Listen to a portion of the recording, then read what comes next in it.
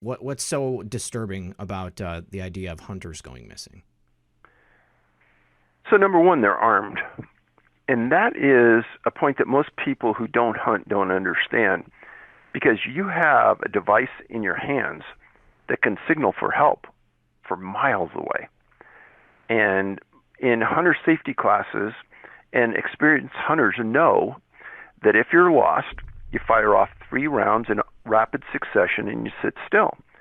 And in another hour, you fire off 3 more rounds. And eventually people will find you. Now, also, hunters usually hunt grounds that they've hunted for many years. And many of the stories I wrote about in Missing 411 Hunters dealt with people who disappeared on hunting land that had been in their family for generations. And the relatives said that that person, my uncle, my dad, whatever, disappearing on that land is as ridiculous as you disappearing in your backyard. He knew that land like you know your backyard. And then there were other instances where the hunters were very old, very nimble, couldn't travel long distances, and they were just placed in an area to hunt, and they were going to feed or kind of shoo the animals their way so they didn't have to get up and walk long distance. It's those kind of stories that you start to think about. It doesn't make any sense at all. No. No, there was one case in particular where an older gentleman who had, as a disability, he had his missing eye, he had a left missing eye, was it? Yeah, And he just completely disappeared. His pack was gone, his gun was gone, all of his possessions were gone, and he was only alone for something like 2 hours, right? correct. And some of the flack I've read online with this is ridiculous. They said, well, Paulides is saying these things online, and this really isn't true. Well, it's these people that haven't watched the movie that people read this stuff online and they believe it's true.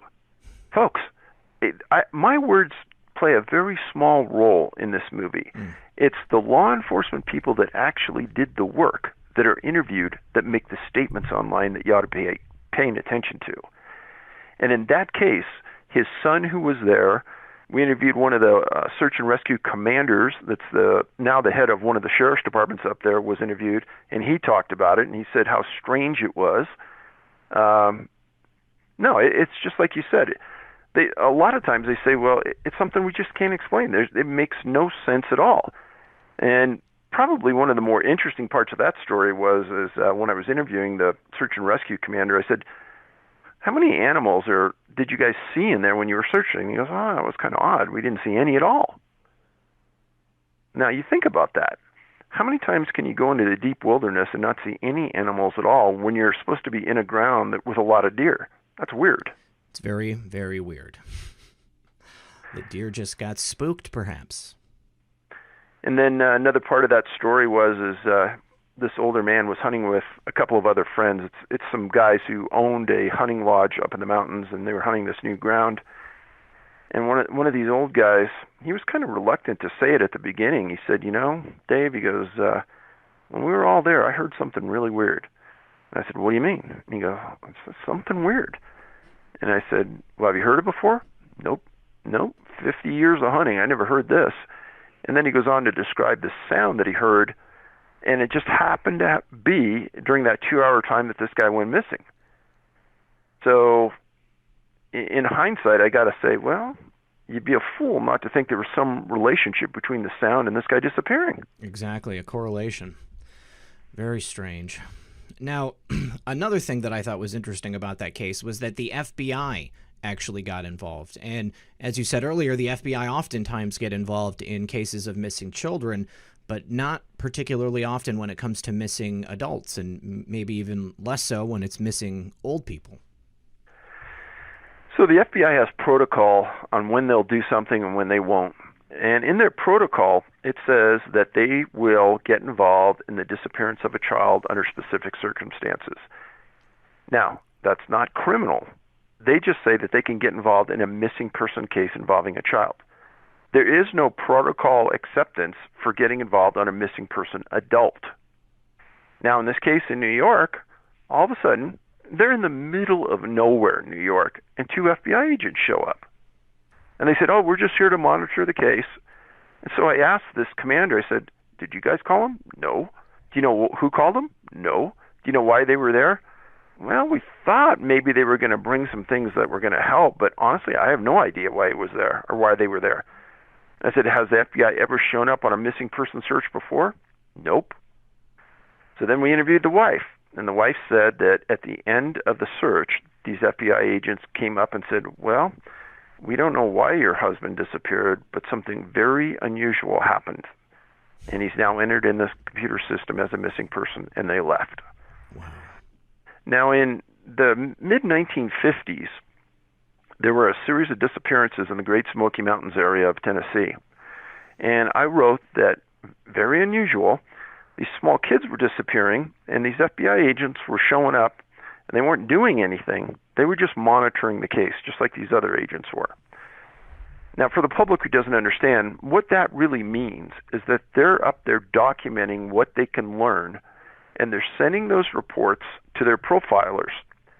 Profilers back in Virginia read these reports, and they try to find commonalities between other disappearances and things so that they can group them together, very similar to what I'm doing with these clusters. Now, I think the FBI has known since the 50s that something really strange is going on. They won't admit it, they won't talk about it, but they're interested, and that's why they're there. There's no other reason to be up there in the middle of nowhere looking or listening to an old man's disappearance story. How long was it that this gentleman was missing before the FBI showed up unannounced? I can't be sure, but I don't think it was more than a couple days. All right, so that's very, very strange, and it does make one think that the FBI is certainly interested in tracking these things. If they're just going to show up, I mean, I'm sure that people go missing all the time, but what makes it important enough for the FBI to show up? Because there's other factors involved. You said that the FBI won't talk about it, but do you have any contacts at the FBI? Have you attempted to reach out and try to work with anyone in the FBI on this stuff? So, as a matter of fact, when I was a policeman, my old partner left the police department, went to the FBI, and became the FBI agent in charge for one of the bigger jurisdictions in the United States. We've talked about this stuff. And FBI agents are as different as normal people. Sometimes they'll help, sometimes they won't. But the vast majority of the FBI won't say crap to anybody. And even another law enforcement person. There were times when I was working as a policeman and the FBI was questioning me about something, that a crime that we covered or a suspect I arrested, and I'd be talking to them, and then I'd ask them a question, and they'd say, we can't say anything. So then I'd come back and say, okay, well, I'm done talking to you. It's not a two-way street. Okay. It's normally they'll listen and you talk, and that's it. So, and when you try to do the same thing, the Freedom of Information Act against the FBI, 99% of the time you get a document that's 90% redacted and you get nothing. Not particularly useful. No. Have you done any searches through like previously released document dumps to see if there's anything that correlates with your research on this stuff, like the blackvault.com or anything like that? Oh, John Greenwald and I are really good friends. We've done conferences together and talked about this incessantly.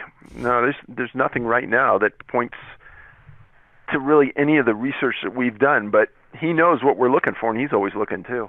All right. How about any other intelligence agencies in the United States? Have you attempted to do FOIA requests there just to see if anything popped up? Well, I'd have to understand why I was doing the FOIA request and what I was looking for, but as of right now, I have done others, and John has done some for me, I will say that. Okay. But because he may have a little more success than I do, because people may know what I'm looking for. But, yeah, we've done some others. All right. Excellent. Well, I look forward to seeing that in the future. Now, there was another case of in the Hunted. A gentleman, I believe it was in Montana. He went missing, separated from his party, and was walking back to a cache spot because maybe he lost some supplies or something like that. And his belongings were found sometime later within sight distance of a local ranch, and there was like a road going back to civilization. But what was weird is that the officer that you were speaking with, he said that the remains were partially buried. Now, it must have been some time later, I believe it was a year later. Is that correct? That he was found? Actually, it was a couple years later. Years. Okay. Initially, they came back and they found his backpack, his bow, and some other things. Yeah. And they did a search, and they didn't find him. Then a year later, some people are riding horseback, and they see a skull laying on the ground. And they came back and they searched, and they found some of his remains. And when he said partially buried, that maybe wasn't the best term. But, with fall and things, it might appear it's buried, but really it's just under debris. Okay. That's what I was thinking. All right.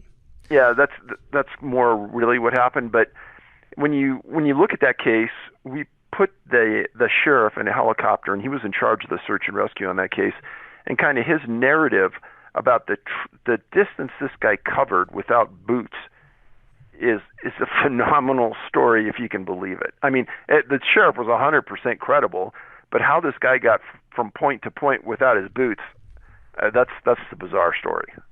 And this is another aspect of these cases that are kind of in common. You'll have people oftentimes not wearing shoes, not wearing boots, and they will be many, many miles from where they were originally last seen. The children, this guy, he was 9 miles away from where he was supposed to be in the opposite direction. Is there any explanation for how these people are able to travel such distance, and especially in such rugged terrain? So in that case, they've also brought in canines. And the search and rescue team is coming up the trail in 2 feet of fresh snow. They see no tracks going out. The canines don't pick up any scent. And at the point where they found his boots up in the mountains, he would have had to have crossed the shale field that the sheriff and others described as like walking through glass. No one's going to make it without absolutely ripping up their feet. So would he have done that? I don't think so. But there was no tracks going out, and there was no scent trail going out. So that makes it very hard to understand how he got point to point. Yeah, the fact that there's no scent trail, it's almost as if people just dematerialized and then rematerialized whatever their final destination is.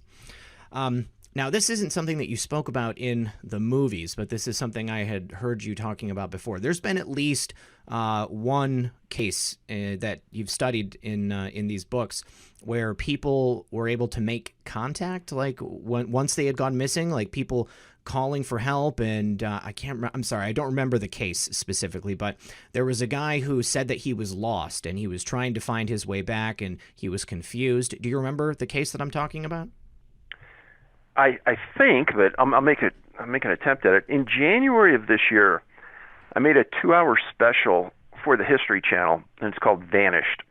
You can watch it on Amazon for like $2, I think. Okay. And one of the stories in there was about a man who disappeared at Mesa Verde National Park. And he disappears, and there's a giant search. They don't find anything. His name was Dale Staling. And one of these days, like the second, third, maybe fourth day of the search, a reporter from a local newspaper happened to have an appointment to meet the superintendent. And it wasn't in relationship to the search. It just happened to be that day. So she comes in, and the superintendent goes, "Hey, we're really busy. Can you come back in like 3 hours?" She goes, "Sure." So she decides she's just going to go out and hike the trail and get in the views.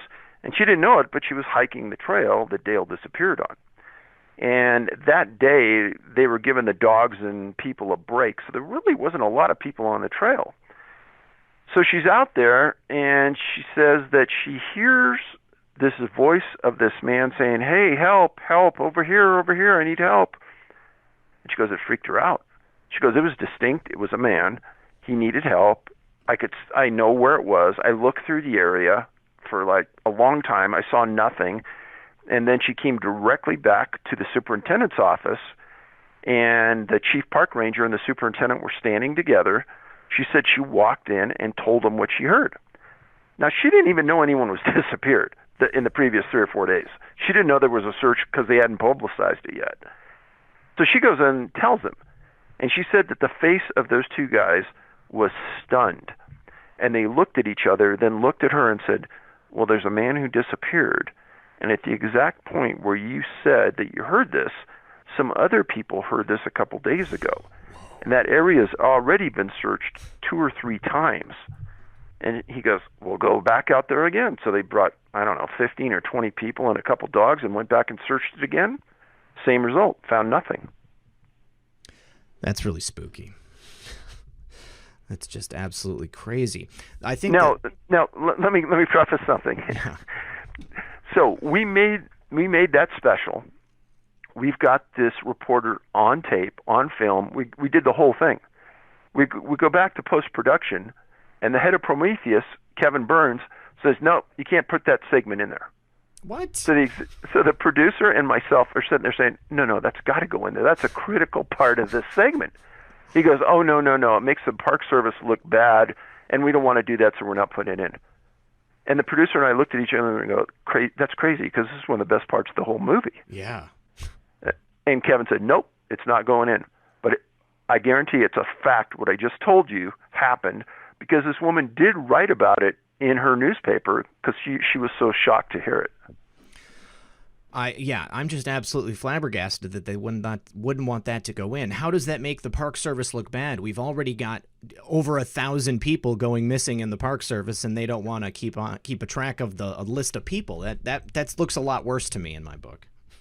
Well, I told them, I said, well, they'd already searched that area twice. That doesn't mean that they're being inefficient or neglectful. And in every one of my books, I always state, first of all, search and rescue, 95% of all search and rescue is done by volunteers. People just like you and me who have an interest, spend their own money and their own time getting certified as a search and rescue professional that can go out and search under these conditions by supervision. These people do a great job, and they do it for free. So I am never going to say anything bad about those people. They're outstanding individuals. They're doing the best they can. Do I think they missed Dale? No. The reason why? Canines missed him too. So how could the canines miss that and 20, 40, 50 people miss him too? I don't believe it. If anything else, I don't think he was there. And in a lot of the cases I write about, one of the other profile points is previously searched, meaning a lot of times if the victims are found, they're found in an area that had been searched, not once, not twice, sometimes 15 or 20 times. In one case, a small child was found laying across the trail that search and rescue took to go out and search a specific location every day. So no, I don't think they're missing him. I think something else is at play, but I don't know what. Right. Yeah, you've always been very polite, and you make certain to mention that you're not denigrating the Park Service or anyone who's out there searching for these missing people. But I remember you telling that story before of the child laying across the path. Do you remember how long they had been searching before this child was right there where they had to walk in? Well, it wasn't just that. A tree had fallen across the trail, and the child was laying across the tree. That's insane. Yeah, there's no way you're going to miss that. No, God. All right. Well, one of the craziest stories in the Hunted was the story about the group of hunters at Sierra Camp. Now, you say that this is not necessarily, I guess, related to everything else, but there's like pictures, there's audio, there's video. Tell us about this, because this is mind-blowing. So one of the knocks on our work is that we never come up with any solutions. Mm-hmm. Well, I would come up with a solution if there was one. Mm-hmm. But we've also been accused of ignoring some obvious, unusual things that happen to people in the woods. And I said, okay, well, let's do this. Let's go through and try to find something that's credible that's happened to these people, that we can substantiate it somehow. So I've probably had 100 stories come my way since I started writing about unusual things that people have encountered in the woods. And usually it's just a story. But every once in a while, something comes across that could be substantiated. So in the late 1940s, a group of hunters started to go to this one camp way up in the middle of nowhere in the Sierras. And right away, they started to have strange stuff happen to them. Sounds, things in the air, just weird stuff. And all of these people were professionals. These hunters were wealthy, some of them very wealthy, and they decided, they were smart people. And they said, you know what? This was in early 1970s. They said, let's start recording this just to prove it happened, and let's send it off to some professors we know so we can get an opinion on what it is, because we can't figure it out. So this is way before digital anything. So they had this old-time tape recorder, and they taped it. And they submitted the sounds to an audio professor for analysis. And the audio professor ran it against everything they knew that existed in North America. And they said, number one, it's not a man, because it's outside the vocal range of what we can produce as a human. And then they said, it's not any known mammal in North America. And so stop right there. If that happened today, that would be discounted, because I could tell you that through manipulation on digital audiology, that you could make anything sound like anything anywhere at any time. Right, right. But not in 1970. No, so sir. Because it was recorded on a hard copy audio platform in the 70s, and because an audio professor validated the unusual nature of what these guys were hearing, we said it's going in the film. Now, these guys were hunters, number one. Number two, there's been disappearances. So this happened probably within, 15 miles from the Yosemite border. Yosemite is the largest cluster of missing people in the world that we've ever profiled and documented. So based just on proximity, we said, okay, that's going in the film. The recordings that you have included in the film are mind-blowing. You can clearly hear that there are different creatures, like making vocalizations back to these guys. And it's not just like whoops and hollers or, like ape-like. I mean, it sounds like a language at times, like sentence structure. I'd never heard anything like it. It's very, very, very odd. Yeah. And again, before people start discounting it, pay close attention to what we put in that movie as to what substantiates all this. Exactly. This isn't some small or even some big hoax. This is the real deal. I think that if anybody watches this film with an objective eye and they bother to check the research, then there's no way that you can walk away thinking that it's anything but legitimate. I mean, these guys, they're not interested in fame. They're not interested in getting this story out there. They didn't even want anybody to know where the camp was, because they just want to be able to go back there and hunt with their families. So I think that it's pretty obvious. If you guys want to go ahead and check this one out, think about how big the wilderness is here in America. These national parks, they're huge areas. It's very possible that some type of animal, let's say, lives out there in unique solitude and tries to stay away. Maybe it's smart enough to stay away from human beings because it knows what's going to happen if we come across them. Now, there was one other story, the woman at the end in Ohio. This one, I realize that this is perhaps a family friend of yours, so you gave it more credence than you would have otherwise. But can you tell us about this story? No, it's not a family friend. Oh, okay, sorry. It's through my work in the last 20 years. Okay. I happen to know a physicist that was an optical specialist, and this physicist is one of the smartest men I've ever met. And every time I had a photo that someone would send me, I would send it to him for an analysis, because he would decipher if it was a hoax, if it was good, if something was manipulated, etc. And the guy's a genius, fact. So one day I get this call from him, and he goes, Dave, he goes, something weird happened to my wife out here the other day when she was hunting. And he tells me this story that she sees something in the woods while she's in her hunting blind. And the best I could tell you is that you go watch the Predator movie. And when that predator is that blob in the tree, and it's moving point to point, and you can see kind of the figure in the blob, that's kind of what this was. And I should stop the audience here for a second and say, I've had probably 20 of those stories since I came out with Missing 411 Hunters, told to me by hunters. This is so more common than most people think. It's something I'd never want to see, but it's something a lot of people have seen, obviously. So anyhow, this woman sees it. She has her camera out, not her camera, but her phone out.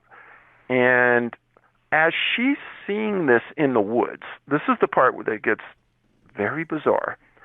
About 2 air miles away at a high school, this couple's nephew is at band practice. And they're practicing on the football field. And in the middle of practice, this bright light comes right over the top of the field. Everybody in the band stops, including the band leader, turns and looks at this thing and sees it. Band practice is done. The nephew goes home, calls his uncle right away and says, "Hey, uncle, this is what just happened on our field." Well, minutes later, the wife comes in from the blind, and eventually they have this conversation. She gives him the phone and says, "Yeah, I don't think I took a picture, but maybe I did," and blah, blah, blah. So he looks at the phone, he looks at the picture, and he says, "Oh, this is weird." He calls Verizon. He sends the picture to Verizon. And Verizon says, that picture took that phone took that picture. But based on the software and the hardware in that phone, it couldn't have taken the picture. Mm-hmm. Now, think about that closely. There was a picture taken, but the camera couldn't have legally, logistically, optically, anyways, have taken it, and they could not explain how it happened. That's right. And what it kind of looks like is I've seen it described, it kind of looks like a strand of DNA by way of hair. And it's kind of blurry. But Jan, the way the woman who took the picture, she always kept her hair in a kind of a bun behind her head, coming out the back of a cap while she hunted. So nobody could understand how that hair was in that picture, or even if it is hair, because we can't be sure. But it's a very odd picture. So you have the photo, you have the band practice going on, all at the same time. And because of that, and because of the time latch on the photo, we could put it all together, and that's why it was in the movie. It's absolutely fascinating. I also thought that it was interesting that she didn't specifically remember taking a photo either. And knowing what I know about aspect ratios and pixel density, I can tell the audience that it's impossible for that phone to have taken that picture as well. It almost looked as if it was like a cropped down corner of a larger picture, but you shouldn't even be able to crop a picture like that on a BlackBerry of that age. I used to work at Verizon years ago, so I know this from firsthand fact. All right. Well, Dave, this is just absolutely an incredible subject. I'm so glad that you're doing this research and putting out these books. Do you have any additional books that you're working on currently? I'm always working on something, but nothing specific right now. I'm more still talking about the movie and trying to get that word out and just discussing the general idea of what we're doing. All right, great. So you've got Missing 411 and Missing 411 The Hunted. Do you have any preference where people go to watch it? I know that I purchased everything through iTunes, but I think that Missing 411 is available to watch with commercials on YouTube. Is that through your YouTube page? So that's been pulled. That was one of 70 illegal uploads that happened. Okay. YouTube advertised it to me the other day.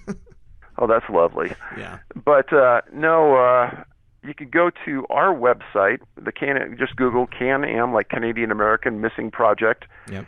and go to the Hunted, and you can see if you want a DVD, you can buy it. If you want to go to iTunes, Amazon, Vimeo, you can watch it online. And and you can buy our books at the same location. Exactly. Right. Yes, and they're only available there. Those are not available through Amazon. That's right, too, huh?